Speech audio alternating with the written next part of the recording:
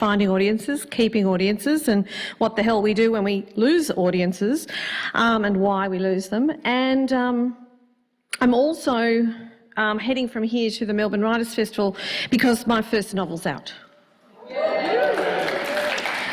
So hence the sort of interest I have in the connection between looking at how to communicate in a commercial fashion, being briefed by a client to create an image and a perception of a product or service, which I've done for more than 30 years now, and also my experience of expressing myself but with a view to an audience, which after all is what advertising's all about.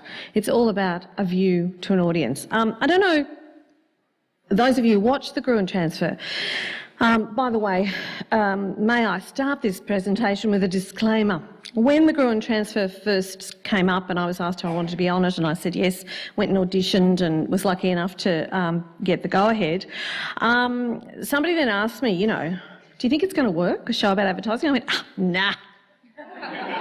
It'll never work, but hey, they've asked me, I'll do it. So don't, you know, if I predict something,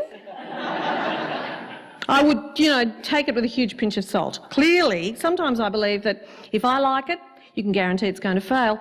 And if I don't like it, it'll take off like a rocket. So you can apply that, if you like, to everything I say at the end. But the thing about the Gruen transfer, now that I look back on it, as to why it has proved to be so successful, I think, with audiences is because, like so many other people, when you're immersed in your industry, you don't realise that what you know is not what everybody else knows. You know what I mean? You kind of think everyone just understands this stuff.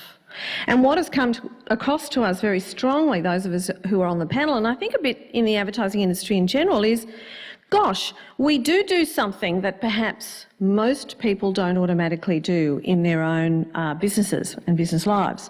And that is, our first thought always is not what's our agenda, it's what's the audience's agenda? What are they after? What do they care about? We're so kind of immersed in that we start to do it automatically without even going through the process of thinking about it formally. It's just the first place we start thinking about anything.